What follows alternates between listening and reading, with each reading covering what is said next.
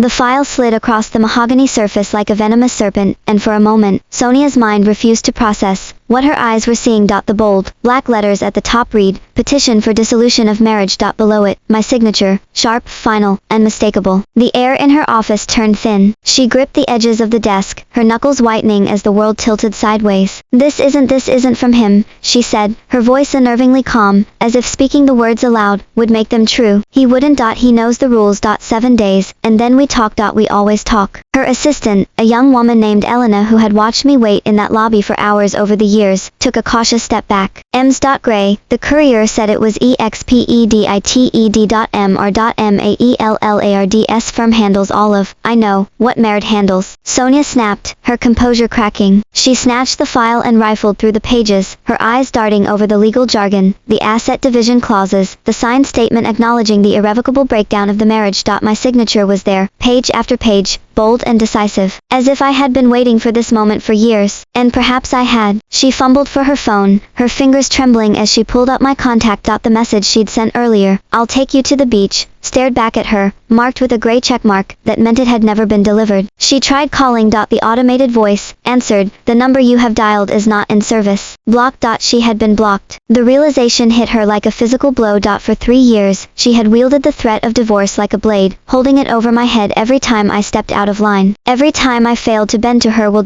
She had convinced herself that I would never actually leave, that my love was a permanent fixture, a lighthouse she could ignore until the storms passed. She had been so certain of her control, that she never saw the walls crumbling around her. "Sonia," Elena's voice was tentative. "Should I call Mr. Shaw? He's been asking about the meeting this afternoon." "Get out," Sonia whispered. "Excuse me." "Get out," she screamed, hurling a crystal paperweight at the door. It shattered inches from Elena's head, and the assistant fled, slamming the door behind her. Sonia collapsed into her chair, the divorce papers spilling across her desk, like autumn leaves. She pressed her palms against her eyes, and for the first time in years, she allowed herself to feel the full weight of what she had done. She drove home in a daze, her hands gripping the steering wheel so hard the leather groaned beneath her fingers. The city blurred past her, the skyscrapers she had built, the streets she had conquered, the empire that had cost her everything that mattered. She thought about the first time she met Quincy, at a charity gala, where he'd been volunteering. He had spilled red wine on her white dress, and instead of apologizing profusely like everyone else, he had laughed, a warm, unguarded laugh, and said, "Well, at least now it's memorable." She had fallen in love with that laugh. She had fallen in love with his kindness, his patience, the way he looked at her like she was the only woman in the world.